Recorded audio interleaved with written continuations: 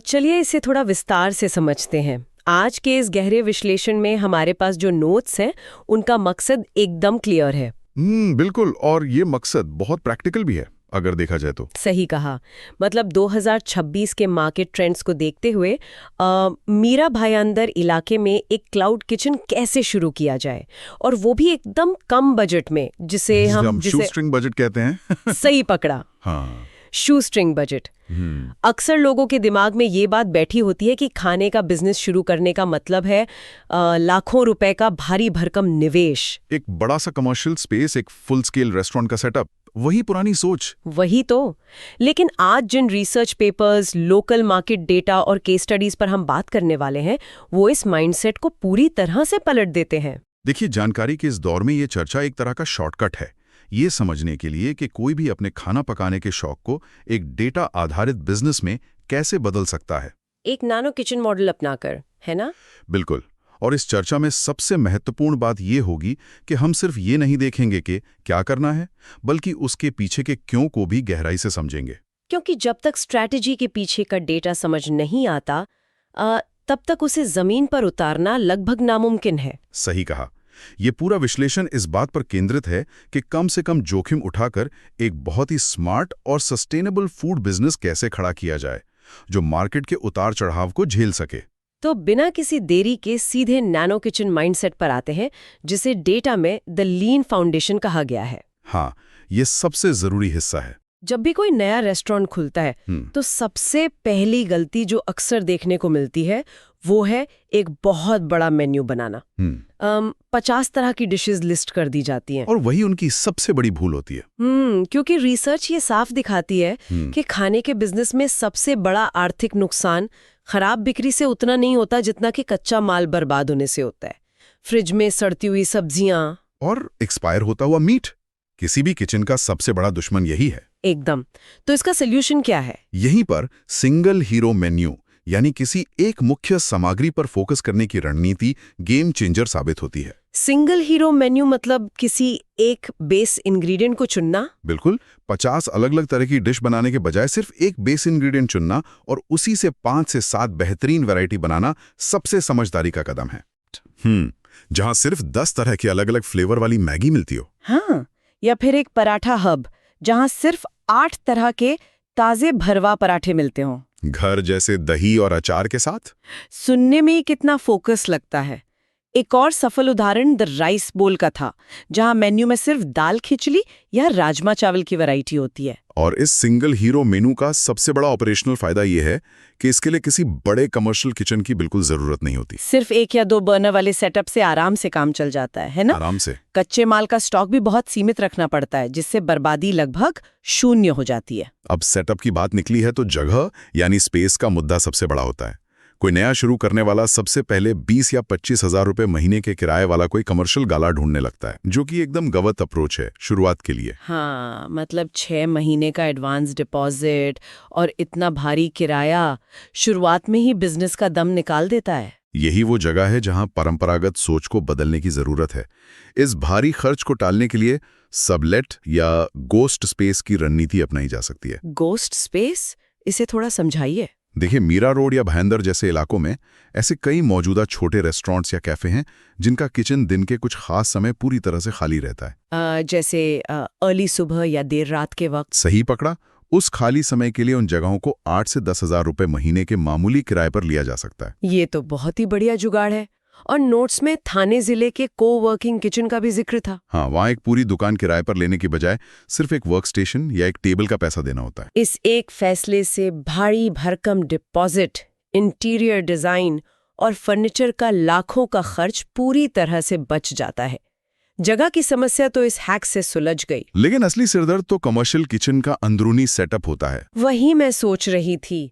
नए oven, commercial gas stove और stainless steel के भारी उपकरण तो सारा बजट ही खा जाएंगे। लेकिन हमारे रिसर्च नोट्स इस पर एक बहुत ही प्रैक्टिकल सलाह देते हैं। नए स्टेनलेस स्टील उपकरण खरीदने की गलती शुरुआत में कभी नहीं करनी चाहिए। उसके बजाय प्री ओन्ड यानी सेकंड हैंड मार्केट का रास्ता चुनना सबसे सुरक्षित दाव है। मुंबई और उसके आसपास के सेकंड हैंड मार्केट्स जैसे कि कुर्ला, मुंब्रा या मुंबई का मशहूर चोर बाजार, ऐसे उपकरणों के लिए किसी खजाने से कम नहीं है। वहां से high quality commercial stove, exhaust chimney और डीप फ्रीजर उनकी असली कीमत के 40% या उससे भी कम दाम पर आसानी से मिल जाते हैं। अगर हम कुछ विशिष्ट आंकड़ों की बात करें तो एक अच्छी कंडीशन वाली 2 बर्नर कमर्शियल भट्टी लगभग 6,000 रुपए में मिल जाती है। और एक सेकेंड हैंड लेकिन सही काम करने वाला घरेलू फ्रिज 8,000 रुपए में आ जाता है। और पार्सल पैकिंग के लिए एक मजबूत प्लास्टिक या स्टील की टेबल बस 2,000 रुपए के आसपास मिल जाती है। अगर इस गणित को ध्यान से देखा जाए तो जो उपकरणों का बजट एक आम रेस्टोरेंट में आसानी से 2 लाख रुपए तक चला जाता है, वो इस स्मार्ट हैक से गिरकर सिर्फ 40,000 रुपए के आसपास रह जाता है। कमाल है। और अगर हम कुल शुरुआती बजट की बात करें जिसमें पहले महीने का किराया, जरूरी लाइसेंस, ये सेकेंड हैंड उपकरण और शुरुआती मार्केटिंग शामिल है, तो वो पूरा का पूरा खर्च करीब 1,15,000 से 1.5 लाख रुपए के बीच सिमट जाता है। एक फुल स्केल बिजनेस के लिए ये रकम वाकई बहुत कम है। ये कम बजट वाली शुरुआत दरअसल बाजार को टेस्ट करने का एक सुरक्षित मौका देती है।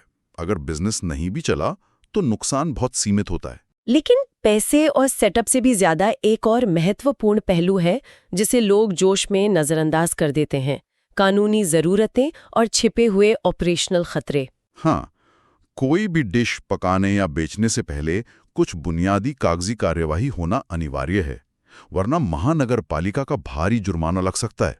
और सबसे बड़ी बात, इन कागजातों के बिना स्विगी या जोमेटो जैसी डिलीवरी ऐप्स पर लिस्टिंग हो ही नहीं सकती। तो सबसे पहले और सबसे जरूरी क्या है? FSSAI लाइसेंस, जो फूड सेफ्टी का प्रमाण है। डेटा बताता है कि अगर सालाना टर्नओवर 12 लाख रुपए से कम है तो इसका बेसिक रजिस्ट्रेशन सिर्फ 100 रुपए सालाना की फीस में ऑनलाइन हो जाता है। और क्योंकि बात मीरा भाईंदर इलाके की हो रही है तो MBMC यानी मीरा भाईंदर महानगर पालिका की हदों में कानूनी रूप से काम करने के लिए गुमास्ता लाइसेंस होना बहुत जरूरी है, जिसे शॉप एंड एस्टैब्लिशमेंट लाइसेंस भी कहते हैं। बिल्कुल। और क्योंकि एक कमर्शियल किचन में बड़े गैस सिलेंडर और भट्टियों का इस्तेमाल होगा, इसलिए आग लगने के जोखिम को देखते हुए स्थानीय फायर डिपार्टमेंट से फायर NOC लेना भी अनिवार्य है। GST का क्या सीन है शुरुआत में? अगर भविष्य में सालाना टर्नओवर 20 लाख रुपए के पार जाने की उम्मीद है तो GST रजिस्ट्रेशन अनिवार्य हो जाता है। हालांकि कई एक्सपर्ट सलाह देते हैं कि GST नंबर पहले ही ले लेना चाहिए ताकि कमर्शियल उपकरणों की खरीद पर टैक्स बेनिफिट या इनपुट टैक्स क्रेडिट का फायदा उठाया जा सके। कागजी कार्रवाई तो एक तरफ है, लेकिन रिसर्च में कुछ तकनीकी चेतावनियों का भी जिक्र है जो और भी ज्यादा खतरनाक हैं। जैसे अक्सर लोग दुकान ले लेते हैं, पेंट वगैरह करवा लेते हैं, लेकिन जैसे ही वहां कमर्शियल इंडक्शन या भारी बिजली वाला तंदूर चालू किया जाता है, दुकान की मेन बिजली ट्रिप कर जाती है। हाँ, इलेक्ट्रिसिटी लोड का ध्यान ही नहीं रखते। अगर हम इसे बड़े परिदृश्य से जोड़कर देखें तो ये सिर्फ बिजली के लोड की बात नहीं है, बुनियादी ढांचा एक बहुत बड़ा छुपा हुआ खतरा है, जिसमें सबसे ऊपर आता है ड्रेनेज यानी पानी और तेल की निकासी। एक क्लाउड किचन में हर दिन बहुत सारा ग्रीस, तेल और बचा हुआ खाना सिंक में जाता है। अगर उस जगह का ड्रेनेज सिस्टम प्रोफेशनल ग्रेड का नहीं है या उसमें ग्रीस ट्रैप नहीं लगा है तो वो हर हफ्ते चोक होगा, नाली का पानी बाहर आएगा, बदबू फैलेगी। और MBMC इस तरह की गंदगी और हाइजीन के उल्लंघन पर तुरंत भारी जुर्माना लगाकर किचन को सील भी कर सकती है। इसलिए कोई भी जगह फाइनल करने से पहले बिजली का लोड और ड्रेनेज फ्लो चेक करना एक बहुत बड़ी और जरूरी सेफ्टी चेकलिस्ट है। ये वो छोटी छोटी लेकिन बेहद गंभीर बातें हैं जो एक अच्छे खासे बिजनेस को रातों रात हमेशा के लिए बंद करवा सकती हैं। और बिजनेस बंद होने की बात निकली है तो पूरे रिसर्च में यूनिट इकोनॉमिक्स के ट्रैप पर बहुत ज्यादा जोर दिया गया है। ये डेटा वाकई आंखें खोलने वाला है। हाँ, कि अक्सर क्लाउड किचन खराब स्वाद या खराब खाने के वजह से फेल नहीं होते, बल्कि इसलिए फेल होते हैं क्योंकि वो हर एक ऑर्डर पर अनजाने में पैसे गंवा रहे होते हैं। एकदम मुद्दे की बात। और यहीं पर द रूल ऑफ 30 या 30-30-30-10 का गणित समझना किसी भी फूड बिजनेस के लिए जीवनदान साबित होता है। इसे थोड़ा डिटेल में ब्रेक डाउन करते हैं। एक स्वस्थ और प्रॉफिटेबल बिजनेस मॉडल में कस्टमर द्वारा चुकाई गई हर डिश की कीमत को 4 हिस्सों में बांटा जाता है।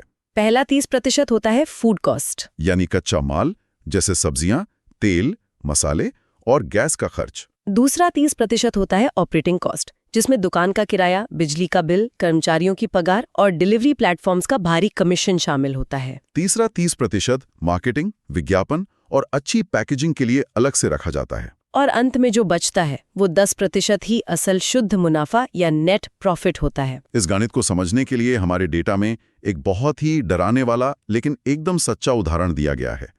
चलिए काल्पनिक ऑर्डर की बात करते हैं। मान लीजिए किसी किचन ने 200 रुपए की कोई डिश बेची है। अब इस 200 रुपए में से लगभग 30% यानी 60 रुपए तो सीधे स्विगी या जोमैटो जैसे एग्रीगेटर्स अपने कमीशन के तौर पर ले गए। करीब 20 रुपए उस डिश की अच्छी पैकेजिंग और डिलीवरी के अन्य खर्चों में लग गए। और 60 रुपए का उस डिश को बनाने में कच्चा माल लग गया।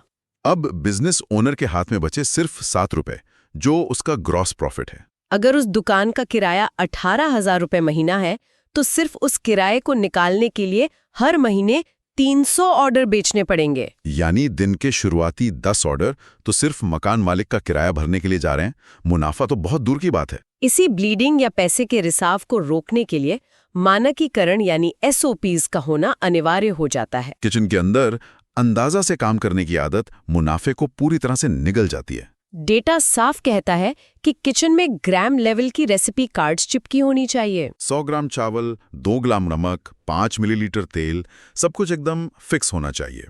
तौलने वाली डिजिटल मशीन का उपयोग करना ही होगा। अगर किसी दिन अंदाजे से पनीर या चिकन के 2 टुकड़े ज्यादा डाल दिए गए तो कस्टमर तो खुश हो जाएगा, लेकिन वो एक्स्ट्रा खर्च सीधा उस 10% के मुनाफे में से कटेगा। इस पूरे गणित को देखकर एक बहुत ही वाजिब सवाल उठता है। क्या स्विगी और जोमैटो जैसे डिलीवरी ऐप्स पर पूरी तरह से निर्भर रहना किसी नए किचन के लिए एक बड़ी गलती है? क्योंकि 25 से 30% का कमीशन तो सीधे सीधे पूरे प्रॉफिट मार्जिन को ही खा जाता है। पूरी तरह से सिर्फ एग्रीगेटर्स पर निर्भर रहना निश्चित तौर पर बहुत जोखिम भरा है।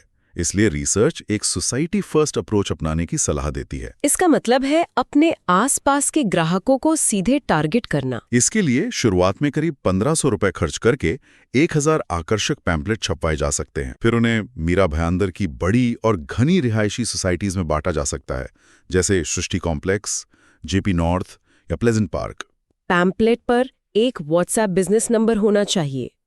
व्हाट्सएप कैटलॉग के जरिए जब डायरेक्ट ऑर्डर आते हैं तो उस पर 0% कमीशन लगता है। और 1 से 2 किलोमीटर के दायरे में खुद की साइकिल या स्कूटर से फ्री और तेज डिलीवरी दी जा सकती है, जिससे पूरा का पूरा 30% कमीशन बच जाता है। डिलीवरी एड्स की बात करें तो रिसर्च में रेटिंग गेम और फर्स्ट 30 डेज के बफर का कॉन्सेप्ट बहुत ही दिलचस्प तरीके से समझाया गया है। यह सच में एक अहम मोमेंट है विश्लेषण का। जब भी कोई नया क्लाउड किचन डिलीवरी ऐप्स पर लिस्ट होता है तो शुरुआती 15 से 30 दिनों तक वो ऐप्स अपने एल्गोरिदम में उस नए किचन को जानबूझकर बूस्ट देते हैं। यानी बिना कोई विज्ञापन दिए भी वो किचन इलाके के ज्यादा से ज्यादा लोगों को सबसे ऊपर दिखाई देता है। और कोई भी समझदार ऑपरेटर इसी हनीमून पीरियड का सबसे ज्यादा फायदा उठाता है। इस 30 दिन के बूस्ट पीरियड में रेटिंग का एक बेहद मजबूत बेस बनाना होता है। रणनीति ये है कि इस दौरान हर एक कस्टमर के ऑर्डर के साथ एक छोटा सा फ्री एड ऑन भेजा जाए।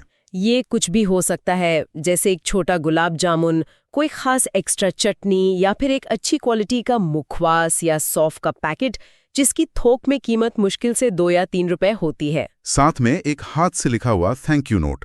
ये छोटी सी मनोवैज्ञानिक चाल कस्टमर को खुश कर देती है और वो 5 स्टार रेटिंग देने पर मजबूर हो जाता है। शुरुआती 100 ऑर्डर्स में अगर 5 स्टार रेटिंग का ढेर लग जाए तो ये एक ऐसा सुरक्षा कवच बन जाता है जो भविष्य में आने वाले एकाध खराब रिव्यू के असर को पूरी तरह बेअसर कर देता है। रेटिंग की बात हो और पैकेजिंग का जिक्र न हो, ऐसा हो नहीं सकता। हमारे डेटा में पैकेजिंग साइंस, जिसे वेंटिंग भी कहा जाता है, उस पर खास ध्यान दिलाया गया है। अक्सर होता ही है कि कोई किचन बहुत ही कुरकुरे समोसे या फ्रेंच फ्राइज बनाता है, लेकिन उन्हें बिना वेंट यानी बिना छेद वाले प्लास्टिक के डब्बे में कसकर पैक कर देता है। जब वो डब्बा 20 मिनट बाद कस्टमर के पास पहुंचता है तो अंदर की गर्म भाप पानी बन जाती है और वो सारा कुरकुरा खाना पसीने से भीगकर बिल्कुल सौगी और रबर जैसा हो जाता है। कस्टमर को लगता है खाना बासी है और वो सीधा 1 स्टार रेटिंग दे देता है। बिल्कुल, क्लाउड किचन में पैकेजिंग ही आपकी असली ब्रांडिंग और डाइनिंग टेबल है, क्योंकि कस्टमर कभी आपका किचन या इंटीरियर नहीं देखता।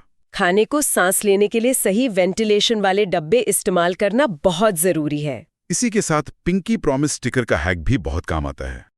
डिब्बे के ऊपर एक सील या स्टिकर लगाना जिस पर साफ साफ लिखा हो, एक लोकल निवासी द्वारा घर का बना खाना, no baking soda, no artificial colour. ये छोटा सा मानवीय स्पर्श एक बिल्कुल अनजान और नए ब्रांड को कस्टमर की नजरों में एक भरोसेमंद और अपना सा ब्रांड बना देता है।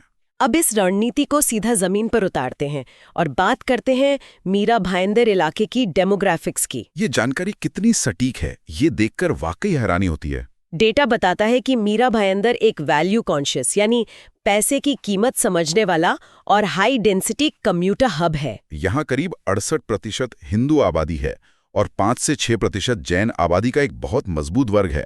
इस इलाके की सबसे बड़ी खासियत यहाँ के लोग हैं जो हर दिन मुंबई शहर काम पर जाते हैं। लोकल ट्रेन के धक्के खाकर ये थके हुए कम्यूटर्स रात 7 से 9 बजे के बीच जब घर लौटते हैं तो उन्हें कोई बहुत फैंसी या महंगा खाना नहीं चाहिए होता।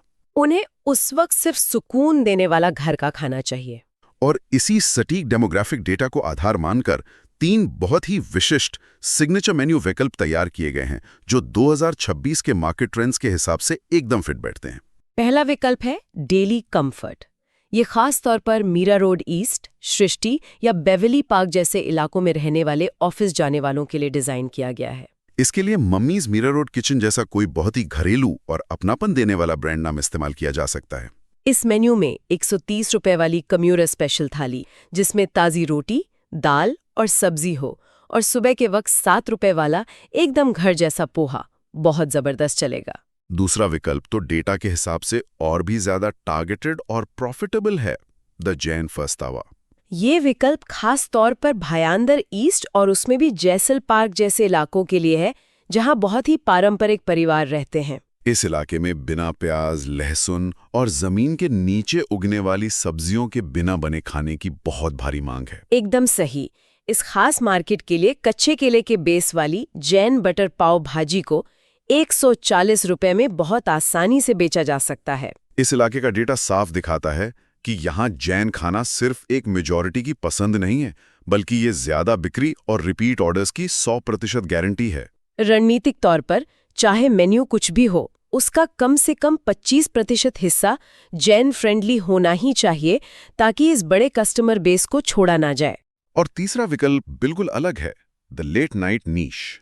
ये मुख्य रूप से मीरा रोड के युवा वर्ग और लेट नाइट काम करने वालों के लिए है। इस सेगमेंट का पीक टाइम रात 9 बजे से शुरू होकर रात 1 या 2 बजे तक चलता है। इसके लिए रोल भाईंदर जैसा कोई कैची और यूथ फ्रेंडली ब्रांड बनाया जा सकता है। इस लेट नाइट नीश की सबसे बड़ी खासियत ये है कि इसमें पूरे फूड इंडस्ट्री का सबसे ज्यादा प्रॉफिट मार्जिन छुपा है, जो करीब 50 से 60% तक जाता है। रात के वक्त भूख लगने पर लोग कीमत से ज्यादा स्वाद और डिलीवरी की स्पीड देखते हैं। जैसे पेरी पेरी पनीर फ्रैंकी 90 रुपए में, या फिर ढेर सारे चीज और तीखी चटनी वाले मोमोज 120 रुपए में। अगर इस सेगमेंट में 150 रुपए का एक एवरेज ऑर्डर आता है तो सारे खर्चे, कच्चा माल, गैस और यहाँ तक कि एग्रीगेटर का कमीशन काटकर भी करीब 61 रुपए का एकदम शुद्ध मुनाफा बचता है। और सबसे अच्छी बात यह है कि ऐसे स्नैक्स वाले मॉडल को बहुत ही कम कर्मचारियों के साथ आसानी से चलाया जा सकता है। ये सारी थ्योरी और गणित तो सुनने में बहुत शानदार लगता है, लेकिन क्या असल दुनिया में ये काम करता है? चलिए कुछ केस स्टडीज की तरफ बढ़ते हैं जिन्हें डेटा में the giants and the ghosts का नाम दिया गया है। सफलता की कहानी में सबसे बड़ा और सबसे जाना माना नाम है रेबल फूड्स, जो फासोज और बहरूज बिरयानी जैसे बड़े ब्रांड्स चलाते हैं। रेबल फूड्स ने जो रणनीति अपनाई वो आज के समय में क्लाउड किचन की दुनिया का गोल्ड स्टैंडर्ड बन चुकी है। उन्होंने एक बहुत ही क्रांतिकारी कदम उठाया। एक ही किचन, एक ही गैस स्टोव और एक ही स्टाफ से 10 अलग अलग ब्रांड चलाए। इसे इंडस्ट्री की भाषा में मल्टी ब्रांड मॉडल कहते हैं। इसका फायदा ये है कि अगर आज रोल की डिमांड कम है तो उसी किचन से बिरयानी बिक रही है, अगर बिरयानी नहीं बिक रही तो उसी किचन से पिज्जा बिक रहा है। उन्होंने कभी ये नहीं देखा कि उनके शेफ को क्या पकाना पसंद है। इसके बजाय उन्होंने ज़ोमैटो और स्विगी के सर्च डेटा को खंगाला। उन्होंने देखा कि लोग रात 10 बजे किस चीज की सबसे ज्यादा डिमांड कर रहे हैं और बस वही डेटा देखकर अपना मेनू तैयार कर दिया। इसी तरह लोकल स्टार पर थाने वेस्ट के हंग्री बुद्धा की सफलता भी एक बेहतरीन उदाहरण है। उन्होंने हर तरह का खाना बनाने की गलती नहीं की। 50 चीजें बनाने के बजाय उन्होंने सिर्फ एशियन और चाइनीज खाने पर अपना पूरा फोकस रखा और बेहतरीन लीक प्रूफ पैकेजिंग के जरिए स्थानीय परिवारों के बीच अपना एक बहुत ही मजबूत नाम कमाया। लेकिन जहां सफलता है वहां विफलता के भी अनगिनत उदाहरण हैं। रिसर्च बताती है कि जो किचन फेल होते हैं वो अक्सर द डिस्काउंट ट्रैप नाम के एक बहुत ही खतरनाक भंवर में फंस जाते हैं। ये वो क्लाउड किचन होते हैं जो शुरुआत में ही 50 आइटम का एक लंबा चौड़ा मेन्यू रख लेते हैं। नतीजा ये होता है कि उनका आधा कच्चा माल और महंगी सब्जियां फ्रिज में ही सड़ जाती हैं। ऑर्डर्स लाने के लिए वो पूरी तरह से सिर्फ एग्रीगेटर्स पर निर्भर रहते हैं और ग्राहकों को लुभाने के लिए 40 से 50% तक का भारी डिस्काउंट देने लगते हैं। और इसी भारी डिस्काउंट के चक्कर में वो बिजनेस के साइलेंट कॉस्ट यानी छिपे हुए खर्चों को जोड़ना पूरी तरह से भूल जाते हैं। गैस का लगातार बढ़ता खर्च, फ्राई करने वाले तेल का खर्च और हर डिब्बे की पैकेजिंग का खर्च। इस पूरे गणित को अगर देखें, अगर कोई किचन 200 रुपए की डिश पर 50% डिस्काउंट देता है, यानी उसे 100 रुपए में बेचता है, और फिर उस 100 रुपए पर 30% कमीशन भी एग्रीगेटर को देता है, तो हाथ में बचे सिर्फ 70 रुपए। जबकि उस डिश को बनाने और पैक करने का खर्च ही 80 रुपए है। तो असल में वो किचन ग्राहकों को अपना खाना खाने के लिए अपनी ही जेब से पैसे दे रहा है। ऐसे किचन बाहर से कितने भी व्यस्त क्यों ना दिखें, अंदर ही अंदर उनका खजाना खाली हो रहा होता है और वो कुछ ही महीनों में हमेशा के लिए बंद हो जाते हैं। तो अगर हम आज के इस पूरे विस्तृत विश्लेषण और रिसर्च को एक जगह समेटें, तो सबसे बड़ा निष्कर्ष ये निकलता है कि आज के दौर में एक सफल क्लाउड किचन चलाने के लिए सिर्फ एक अच्छा कुक या शेफ होना बिल्कुल भी काफी नहीं है। आपको एक डेटा ड्रिवन बिजनेस ऑपरेटर बनना पड़ता है। स्वच्छता, निरंतरता यानी कंसिस्टेंसी और हर एक डिश के यूनिट इकोनॉमिक्स पर चील जैसी कड़ी नजर रखना ही सफलता की सबसे बड़ी कुंजी है। स्वाद में कंसिस्टेंसी सबसे अहम है। अगर आज की बिरयानी में नमक और मसाले एकदम परफेक्ट हैं, लेकिन अगले मंगलवार के बिरयानी के स्वाद में थोड़ा भी फर्क आ गया, तो आज का कस्टमर इतने विकल्पों के बीच हमेशा के लिए किसी और ब्रांड के पास चला जाएगा। निरंतरता ही असली ब्रांडिंग है।